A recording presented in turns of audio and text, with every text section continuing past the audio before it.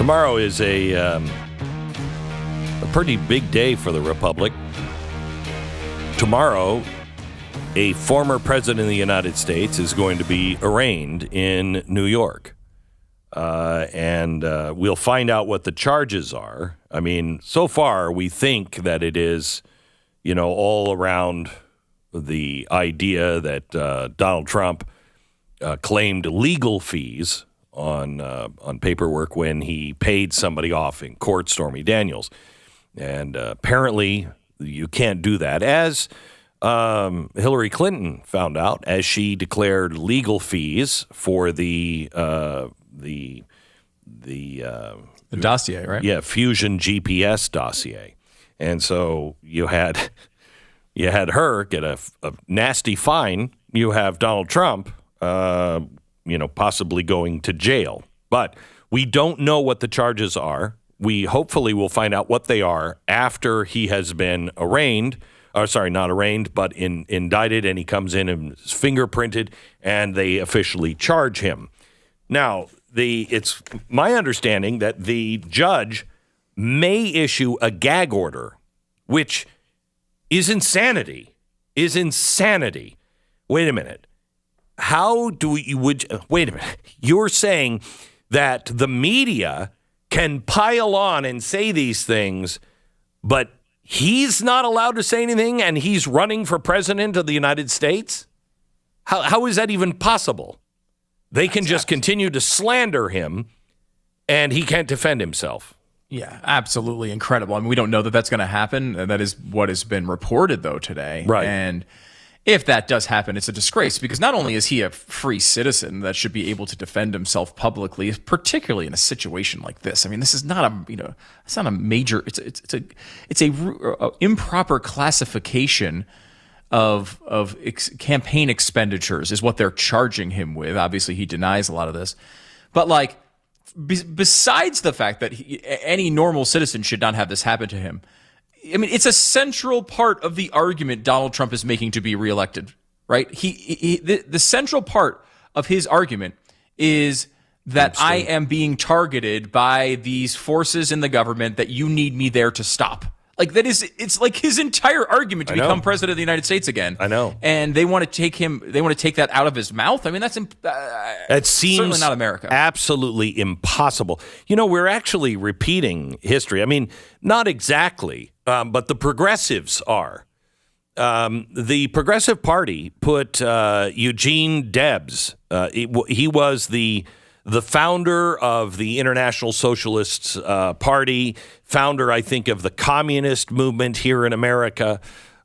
He was a labor union guy, an organizer, and he was put into jail under Grover Cleveland because convicted of federal charges for defying a court injunction against the strike and served 6 months in prison. But then in 1920, he's running, and in 1918, he starts speaking out against World War I. And Woodrow Wilson charged him with the Sedition Act and put him in prison for 20 years, was it? Convicted, Sedition Act, sentenced to a 10-year prison term. So he was supposed to go to prison for 10 years, and it was only because Harding came in and Wilson didn't run for a third term that he was released. The Republican came in and said the Sedition Act is absolutely unconstitutional. They got rid of the Sedition Act and they forgave him. But he ran for president from prison and got 3.5%. Which is more than Asa Hutchinson will get at being a free man, which is weird. What do you think of the politics of this, Glenn, and how this plays out? I mean, the standard way of thinking seems to be that this is going to help Trump in the primary and then question marks in the general. What do you think of that analysis? I think it makes America a more dangerous place. Because you're going to have tensions just escalate. The more, especially if they take away and give him a gag order.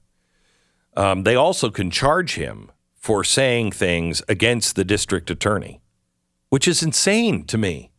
Where's your freedom of speech? What do you mean you're not going to say things against the district attorney? He's on television saying bad things about you. What are you talking about? So there may be a gag order coming. They may throw additional charges on because of what he has said publicly about the district attorney. I don't know, but I don't see this being a good thing. Does this rally Republican voters in the primary? Oh, yeah. Yeah. Already has. So let me see. There's a new poll out that shows, and this poll was done by John McLaughlin. Now, this is Trump's pollster, but it shows full-fledged ballot test, 14 potential Republican candidates. President Trump leads with 51%. DeSantis is now at 21%. In January, President Trump led the field 43%. DeSantis was at 31%. In a matchup of just DeSantis and Trump skyrocketed over 60%, now 63% total. DeSantis had just 30%. And in the general election, margin of error 3.1, Trump found leading Biden 47 to 43%. So he's winning in all of them, and it looks like, except for the general, it looks like the indictment is swaying Republicans. I mean, you're hearing, almost exclusively, I don't know, Asa Hutchinson might be the exception to this, but even the Republican candidates running against him are saying what a disgrace this is, including DeSantis, including pretty much everybody coming out and saying, look, this is wrong. The question, I think, is, politically, you get past this first stage, right? I mean, Trump comes into this is the overwhelming favorite. I know some of these polls look close, but he's a former president. He controls every news cycle. It would be, he would have to, in some ways, blow this to not win. I mean, DeSantis has never been proven on the stage, and I like DeSantis quite a bit, but he's never been in this situation before. We don't know what to expect out of a DeSantis run, assuming he does get in, which I'm sure he will. He's done a really good job in Florida, and I think there's all expectations that he'd do a good job on a national campaign, but we still haven't seen that. Trump has to be seen as the favorite.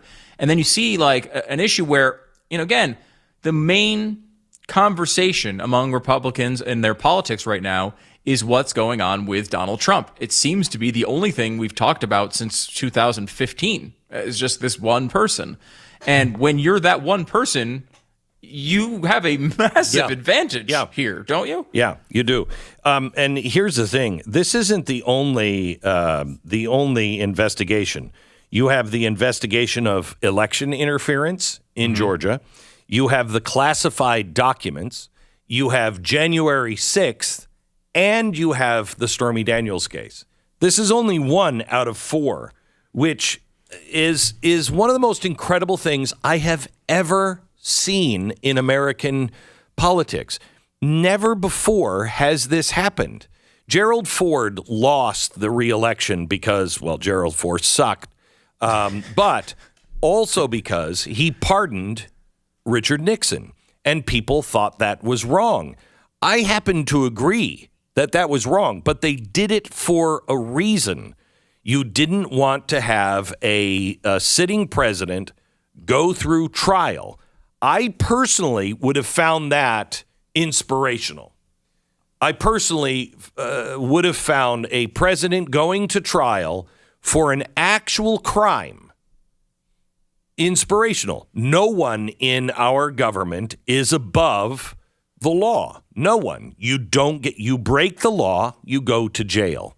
The problem is, and we see this now, you can be had with as many laws as we have. You can be had for anything. Look at how this guy has had every single, I will bet you, every single intelligence group, including the Five Eyes, looking for dirt on this guy. Maybe the only one that wasn't was Israel. Every other intelligence agency in the world was looking for dirt on this guy. And, who was it? Maxine Waters says, well, he earned this. He earned this. I'll tell you that right now. Did he? Did he? Who could withstand that kind of scrutiny? I've said to him myself, I got to tell you, Mr. President, I thought, because I lived in New York, I watched you build these buildings. And these buildings, remember, Stu, they would just go up. Trump buildings, they'd go up. Everything else would take forever, and Trump would just, and it would be done. And I said to him, you're a construction guy in New York where everything's bada bing, Hey, don't ask about Johnny. He might be at the bottom of the river today. And I said, if anything, I thought for sure there would have been some bribes or something going on in New York. I said, you are shockingly one of the cleanest guys. You have to be one of the cleanest guys because they've gone after everything and nothing. You get this? Something that's not really a crime? What do you think about because there's a theory out there, and whether it's coordinated or not is a separate question. But the theory basically is that this Stormy Daniels case, being the weakest of the 4 or 5 cases that are out there, right, was intentionally put forth first. Now, of course, it is the oldest one too, so it could just be that simple. But the idea is that while they all want to go after Donald Trump, there weren't a lot of DAs that wanted to be the person who pulled the trigger on the first time a president had been charged. It was a big hurdle, a big, sort of wall there, and people didn't want to be the first one to go down that road and have to deal with all that. And now that this Stormy Daniels thing has gone forward, they're going to indict him, and they have indicted him on this, that it makes the other cases more likely to come forward because now they don't have to deal with that precedent-setting thing. They're gonna indict, I think, in Georgia, but again, It will be laughable. You remember she was the foreman of the jury. And she was like, yeah, we got to get him on something. I just couldn't wait to get him on something. That's crazy. They're going to probably indict there. They cannot indict on the documents. How are they going to possibly indict? That was just so weak. Weaker than this one, though. Weaker than this one? They're both so weak that you would think there's no way. But if they indict him on this, which is a misdemeanor that is out of its, what do you call it? When time's out, statute of limitations. It's outside of that. How are they even charging? If that's indeed what they're charging with. Right. It really is incredible. And I think, you're going to see, you can go back and forth on all these cases. I'd love to get your take maybe a little bit in a little while of which one you think are the most likely to come through. What is Trump going to have to deal with here going forward? Okay, we'll do that in a second. So what do you think the odds are that he is just charged with this, misdemeanor that he said the Stormy Daniels payoff was a legal charge? Well, I don't think it can be a misdemeanor. I think it has to be elevated to a felony. Oh, no, I know that. But, it is a misdemeanor. That's the way it was under Hillary Clinton when she was charged with it. Yeah. It was a misdemeanor. So this should be somehow or another made into a federal crime by this local DA. I don't know how he does that, but yeah, that is, I think, going to be certainly a heavy part of what we see in the actual papers when we get to see them.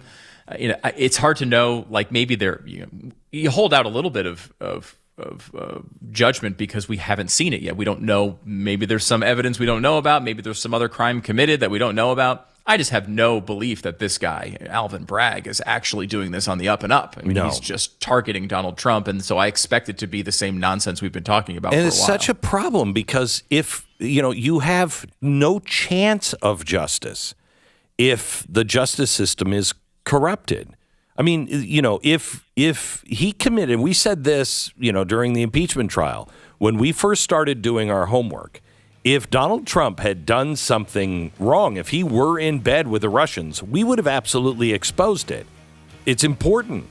Yeah. But if you don't have fair people that are looking at the facts and really actually calling balls and strikes, the game is meaningless. You don't have a fair umpire, the game is meaningless. And that's all this is turning into, a game. And so we root for our teams. It's got to stop.